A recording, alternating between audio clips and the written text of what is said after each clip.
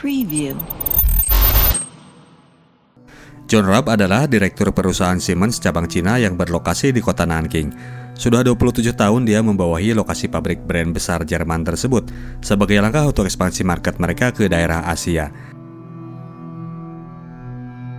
Saat itu 27 November 1937 adalah waktu-waktu terakhirnya berada di Nanking karena ia telah dipromosikan untuk menjabat di kantor pusat di Berlin. John sudah mulai beres-beres rumahnya, segala barang-barang yang berharga akan ia boyong menuju kampung halamannya. Saat itu ternyata calon penggantinya yang bernama Herr Fliess telah datang lebih cepat dari yang dijadwalkan.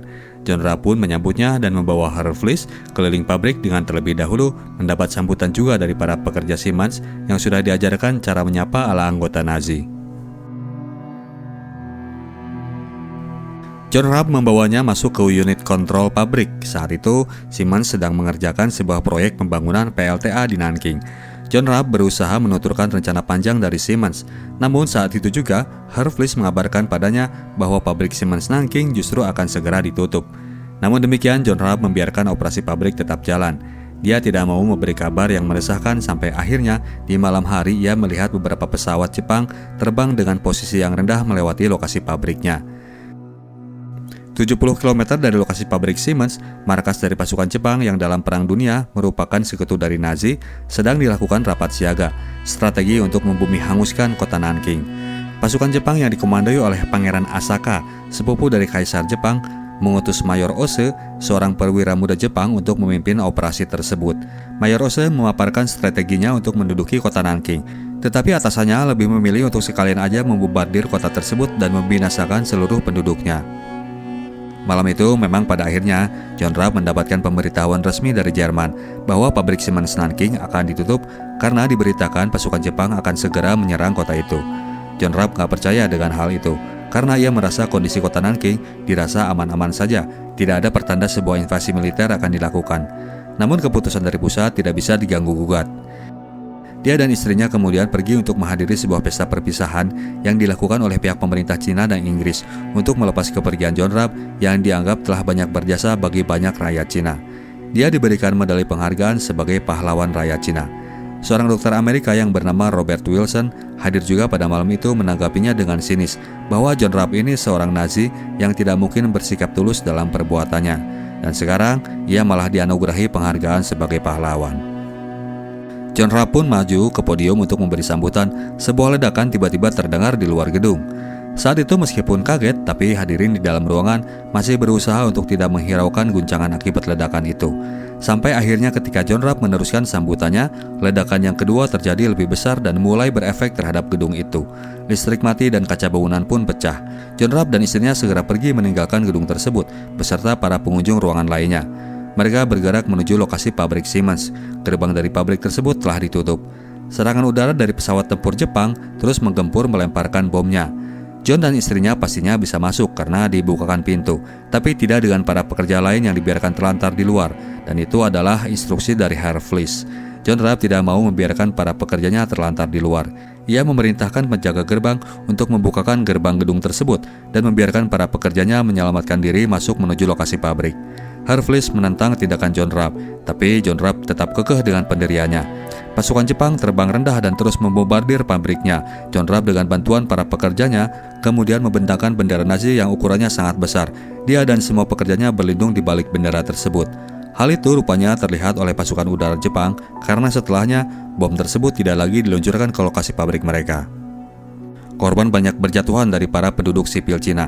Tenaga medis sangat kewalahan menampung para korban perang yang banyak jumlahnya. Dr. Robert Wilson gusar melihat kondisi tersebut. Sementara itu di pabrik Siemens, John Rabb memerintahkan agar semua peralatan pabrik dicek dan meminta agar mulai membangun kamp penampungan keluarga bagi para pekerjanya. Saat itu Herr Fliess rupanya hendak diam-diam kabur dari lokasi pabrik. John Rabb menghentikan laju mobilnya. Dia mendatangi Herr Fliess yang ternyata telah membawa data-data kontrak perusahaan. Dia mengambil lagi data-data tersebut dan meminta Herr Fliess untuk kembali ke apartemennya karena walau bagaimanapun Herr Fliess belum punya wewenang karena tugasnya baru akan dimulai 2 hari ke depan. Herr Fliess memilih untuk pergi dan menyerahkan kunci pabrik dan apartemennya kepada John Rabb. Karena saat itu para pengungsi masih berdiam diri di halaman pabrik Siemens, dan karena untuk mendiami pabrik harus seizin dari perusahaan, maka John Rabb menempatkan mereka untuk mendiami halaman rumahnya. Momen lain, di sebuah lahan bekas penampungan batu bara, sebuah pertempuran terjadi antara pasukan Cina dan pasukan Jepang. Pasukan Cina yang telah masuk dalam jebakan pasukan Jepang berhasil dikalahkan. Namun instruksi untuk membantai habis pasukan tentara Cina ini diabaikan oleh Mayor Ose. Ia lebih memilih untuk menawan sisa tentara Cina yang jumlahnya ribuan itu. Alasannya karena sangat sulit untuk mengeksekusi semuanya, dan itu kemungkinan adalah sebuah pelanggaran dalam norma peperangan. Atasan Mayor Ose tidak terima dengan tindakan bawahannya ini. Ia memerintahkan agar semua tawanan perang itu besok sudah gak tersisa lagi, semua harus dibunuh. Malam harinya eksekusi terhadap ribuan tentara nasional Cina pun dilakukan. Mayor Ose dengan terpaksa menuruti perintah atasannya, walaupun itu bertentangan dengan hati nuraninya yang masih menjunjung tinggi nilai kemanusiaan. Keesokan paginya dilakukan sebuah pertemuan dari orang-orang barat yang masih hidup di Nanking untuk mendiskusikan langkah berikutnya menghadapi keadaan darurat perang yang akan terjadi di kota mereka. John Rabb hadir dalam pertemuan tersebut. Saat itu hadir pula Dr. Rosen, seorang atase di kedutaan Jerman, mencontohkan Shanghai yang memiliki daerah zona aman yang diperuntukkan bagi rakyat sipil, dan dia menyarankan agar Nanking mengambil langkah serupa.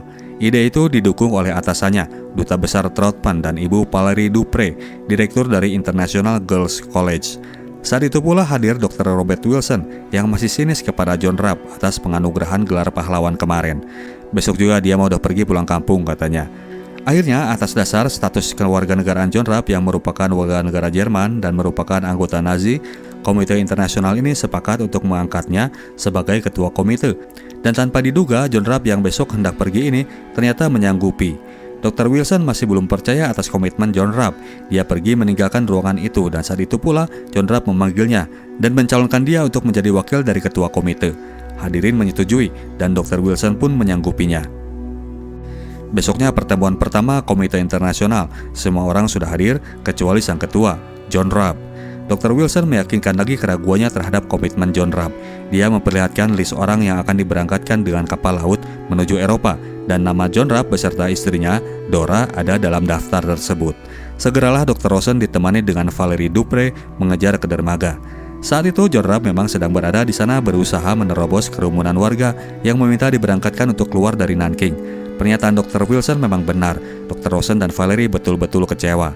Namun ternyata John Rabb datang ke sana hanya untuk mengantarkan istrinya saja. Dia telah memutuskan untuk tinggal sendiri di Cina, menunaikan komitmennya untuk ikut menyelamatkan penduduk sipil yang tidak berdosa dari serangan militer pasukan Jepang. Suami istri ini pun berpisah. Dr. Rosen dan Valerie kembali menemukan lagi harapannya. Namun saat itu sebuah serangan tiba-tiba datang dari pesawat tempur Jepang. Mereka meluncurkan bom ke daerah sekitar dermaga, dan ternyata target sesungguhnya adalah kapal laut yang ditumpangi oleh Dora Rabb. Kapal laut itu hancur dibombardir oleh pasukan tempur Jepang. John Rabb hanya bisa berteriak histeris meratapi nasib istrinya yang berada di dalam kapal laut tersebut. Namun demikian, perjuangan harus terus dilanjutkan. Komite Internasional mulai memperkenalkan safety zone mereka kepada pihak pemerintah Jepang. Zona ini hanya diperuntukkan bagi rakyat sipil. Pihak tentara Cina dan persenjataan dilarang untuk masuk. Kalaupun ada tentara yang harus masuk, persenjataan mereka harus disimpan di depan gerbang. Gerbang itu sendiri terdiri dari 5 pintu masuk yang meliputi kedutaan Jerman, Rumah Sakit Amerika, Kedutaan Amerika, Girl International College, dan gerbang pabrik Siemens. Kabar tentang keberadaan safety zone ini semakin beredar luas. Pada tanggal 11 Desember 1937, ribuan rakyat sipil membanjiri gerbang-gerbang masuk agar bisa ditampung di tempat itu. Tua, muda, anak kecil, kakek nenek semua mengharapkan bisa mendapatkan perlindungan dari kekejaman pasukan Jepang. Sampai pada hari itu, penghuni safety zone telah melebihi dari kapasitas yang diprediksi sebelumnya, sedangkan gelombang pendatang lain masih akan mendatangi lokasi tersebut. Akhirnya suplai makanan pun harus dikirim dari luar kota Nanking untuk memenuhi kebutuhan penduduk di zona aman. Jepang kemudian mengirim 600 pesawat tempurnya, armada tank dan serdadu dengan jumlah yang sangat besar untuk menyerang Nanking. Pasukan tentara Cina di Nanking yang jumlahnya hanya sedikit tidak mampu membendung superioritas armada Jepang. Tanpa perlawanan berarti, Nanking berhasil diduduki. John Rabb sebisa mungkin menggunakan statusnya sebagai anggota Nazi untuk melindungi kawasan zona aman itu dari pendudukan tentara Jepang. Sebetulnya zona aman ini sudah mendapatkan restu dari pihak kedubes Jepang, tapi pihak tentara tetap saja berusaha menekan. 2 orang dokter dan 3 orang perawat di rumah sakit dibunuh karena berusaha menolong seorang tentara Cina yang merupakan anak dari salah seorang dokter di sana. Dari sejak itu, kekejaman pun terus terjadi. Pasukan Jepang mendatangi sekolah wanita untuk menarik semua tentara Cina yang berada di sana untuk menjadi tawanan mereka. Surat penarikan tahanan pun ditandatangani oleh direktur dari sekolah itu, yaitu Ibu Valerie Dupre. Di saat itu, tentara Jepang ingin mengganti tawanan perang tersebut dengan 20 gadis yang ingin mereka pinjam untuk 1 malam. Ibu Dupre menolak keras permintaan tentara Jepang ini. Mendapat penolakan itu, tentara Jepang tidak segan untuk membantai habis semua tawanan tentara Cina yang sedang berada berbaris di depan pelataran gedung sekolah tersebut. Pembunuhan, perkosaan, dan pembantaian terus dilakukan di sekitar kota Nanking. Mayat-mayat berkelimpangan di jalanan, di bawah jembatan, dan tempat lainnya. Tentara Jepang membiarkan mayat-mayat itu tergeletak begitu saja dan melarang pihak Komite Internasional untuk mengurusnya. Mereka memang sengaja membuat teror untuk memperlihatkan betapa hebatnya kekuatan mereka dengan display kota Nanking yang porak-poranda. Ibu Dupre sampai harus mencukur rambut semua murid perempuannya dengan sembarang gak beraturan agar mereka ini tidak mengundang selera tentara Jepang untuk mau memperkosa mereka. Suatu hari, John Rabb ditemani Dr. Wilson dan Dr. Rosen berkunjung ke kantor kedutaan Jepang untuk bertemu dengan Pangeran Asaka. Mereka mendiskusikan apa yang telah berlangsung di daerah safety zone dan meminta jaminan keamanan wilayah aman mereka. Pangeran Asaka memberikan mereka free access card, jaminan kebebasan bagi para anggota komite untuk bergerak keluar masuk wilayah Nanking. Chang, supir John Rabb saat itu sedang menunggu di luar gedung. Seorang tentara Jepang memperingatkan agar ia menunggu di dalam mobil. Chang gak ngerti bahasa Jepang. Ia menjawab dengan bahasa Cina sehingga akhirnya terjadi kesalahpahaman di antara mereka. Chang rupanya langsung diciduk oleh tentara Jepang karena John Rabb gak menemukannya ketika ia keluar dari gedung. Ia menemukan Chang di sebuah lokasi di mana di sana para tentara Cina dikumpulkan dan dieksekusi dengan cara dipenggal kepalanya dengan samurai. Yang lebih parahnya, ternyata hal itu adalah sayembara bagi para tentara Jepang. Mereka berlomba banyak-banyakan dalam mengumpulkan kepala tentara Cina. John Rabb melihat dengan mata kepalanya sendiri, sopir pribadinya yang setia mati seketika dipenggal kepalanya. Ia protes berat kepada komandan pasukan di sana. Komandan ini bersedia memberi ganti. John Rabb boleh membawa 20 tentara Cina yang dipilihnya sendiri untuk dibawa pulang sebagai gantinya dari Chang.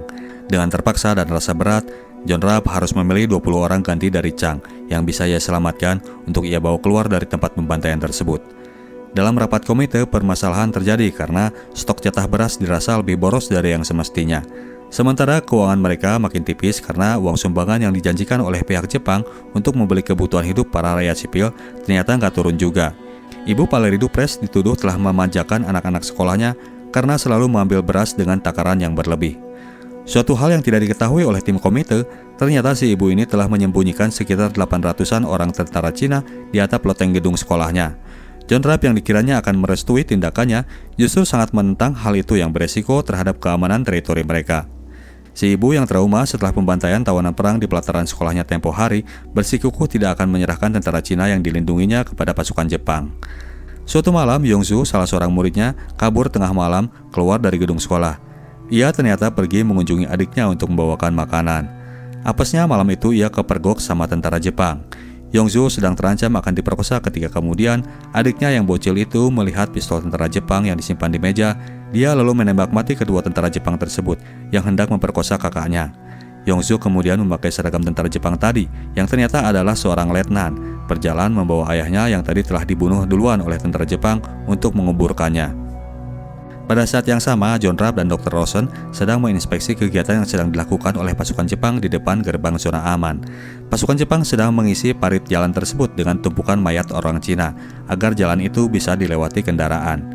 John Rabb tidak percaya dengan apa yang ia lihat. Dr. Rosen kemudian mendatangi seorang letnan pasukan Jepang yang sedang lewat ke dekat sana untuk menyatakan protes. Namun ternyata letnan tersebut adalah Yongsu bersama adiknya yang baru pulang dari menguburkan ayahnya. Akhirnya kehadiran mereka diketahui oleh pasukan Jepang. Yongsu dan adiknya harus melarikan diri dari kejaran tentara Jepang karena dikira bahwa ia ini adalah seorang tentara Cina. Di persimpangan jalan mereka berpisah, Yongsu berlari menuju lokasi sekolah internasional.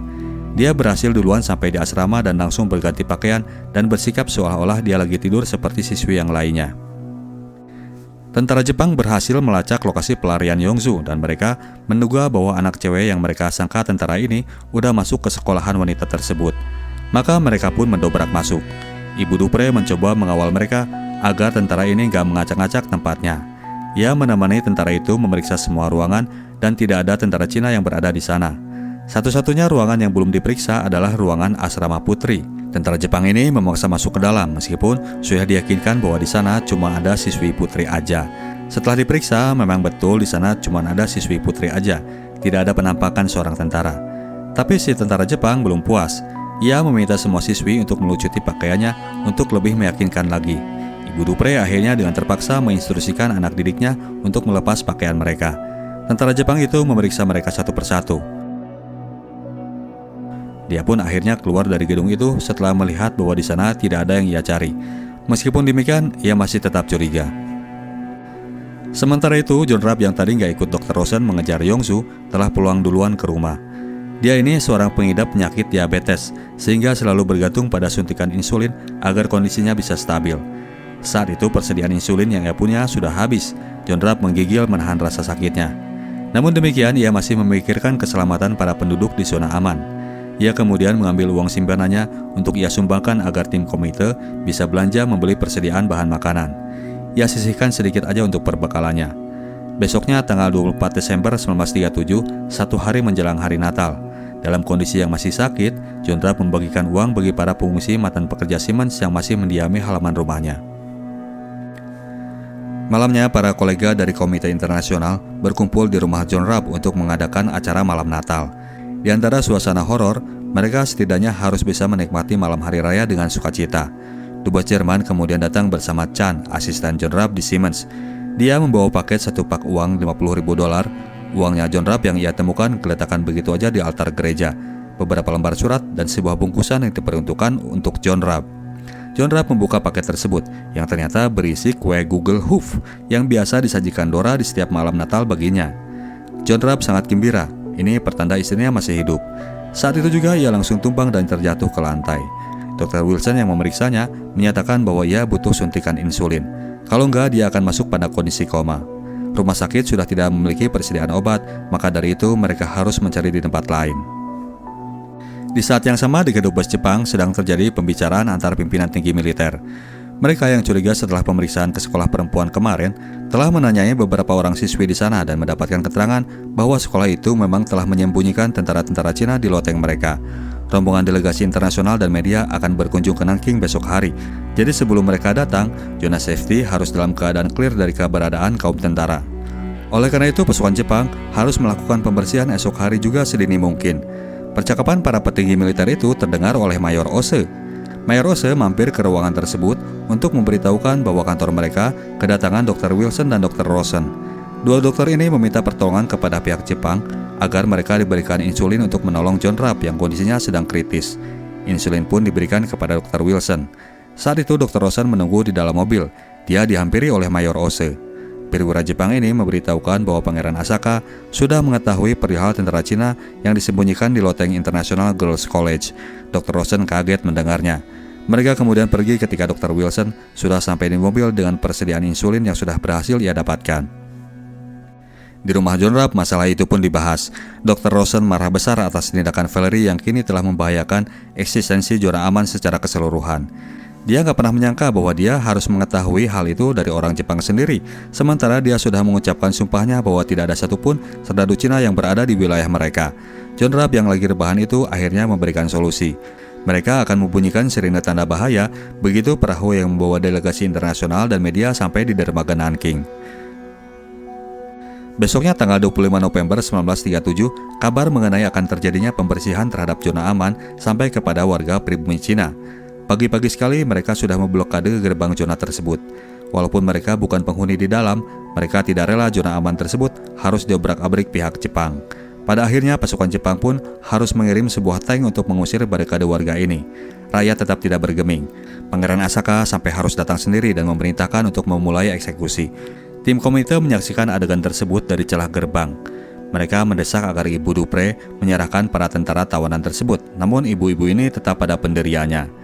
Akhirnya demi menyelamatkan warga, John Rapp memutuskan untuk menyerahkan diri mereka kepada pasukan Jepang agar pembantaian terhadap warga sipil tidak terjadi lagi. John Rapp pun keluar dan diikuti oleh teman komite lain. Kepada Pangeran Asaka, dia menyatakan apabila akan terjadi lagi pembantaian, tim komite ingin ikut serta dalam bagian target eksekusi mereka. Pangeran Asaka meskipun berat karena harus membunuh salah seorang warga dari negara sekutu mereka, akhirnya memerintahkan pasukan untuk mulai siap membidik. Eksekusi tetap harus dijalankan. Saat itu juga suara sirine terdengar menggema dari berbagai sudut. Perahu dari delegasi internasional dan wartawan telah tiba di dermaga Nanking. Mau tidak mau, untuk menjaga kehormatan negara mereka di mata internasional, Pangeran Asaka memerintahkan pasukannya untuk mundur. Rakyat Tiongkok bersorak-sorai bergembira hari itu mereka seperti mendapatkan kemenangan. Namun kemenangan itu tidak bertahan lama. 4 hari kemudian, tanggal 29 November, setelah rombongan internasional keluar dari Nanking, Pangeran Asaka membubarkan Komite Internasional dan meluluhlantakkan zona aman bentukan dari mereka. John Raab sendiri diharuskan untuk pulang ke Jerman dan akan dipersatukan lagi dengan istrinya, yang memang ternyata telah selamat dan sedang berada di Shanghai, namun pasukan Jepang tidak mau memberitahukannya. Pasukan Jepang kemudian mendeklarasikan daerah aman mereka sendiri dengan Hercules, pimpinan Siemens yang baru yang mereka gandeng sebagai kaki tangan mereka. John Raab pun digiring menuju dermaga. Dia mengucapkan kata perpisahan dengan sesama rekan di Komite Internasional yang masih harus berdiam diri di sana. Zona aman bentukan mereka memang pada akhirnya rontok, korban banyak berjatuhan, tapi walau bagaimanapun, mereka telah berhasil menyelamatkan ratusan ribu penduduk yang lain dari kekejaman pihak Jepang. Sampai di dermaga, ratusan warga Cina sudah menunggu John Raab untuk mengucapkan kata perpisahan. John Raab memang telah benar-benar menjadi pahlawan bagi rakyat Cina. Mereka menjabat tangan dan memeluknya, melepas seorang tokoh yang selama ini, selama hampir 30 tahun berada di tanah mereka, telah berbuat banyak bagi kemaslahatan warga. Di dok dermaga, Dora pun telah menunggu dan akhirnya mereka pun bersatu kembali setelah melalui drama kehidupan yang sangat menggetarkan. Kenangan tentang John Raab bagi rakyat Cina masih membekas dan terjalin sampai hari ini. Di Nanking sendiri telah dibangun International Safety Zone Memorial Hall untuk mengenang jasa John Raab. Tahun lalu ketika pandemi corona mulai merebak, cucu John Raab yaitu Thomas Raab yang seorang dokter meminta bantuan kepada kedutaan besar Cina di Jerman untuk diberikan obat yang dibuat di Cina sebagai obat untuk merawat pasien corona. Pihak kedubes segera cepat tanggap. Mereka mencarikan perusahaan farmasetikal tersebut di daerah Zhejiang dan segera mengirimkan 40 box obat itu untuk didonasikan kepada Thomas Raab 31 Maret 2020 lalu di Frankfurt. Mereka melakukan itu sebagai balas budi mereka terhadap semua jasa John Raab puluhan tahun yang lalu bagi rakyat Cina. Kita tim Sinetalk cabut dulu, sampai jumpa di video kita selanjutnya. Ciao!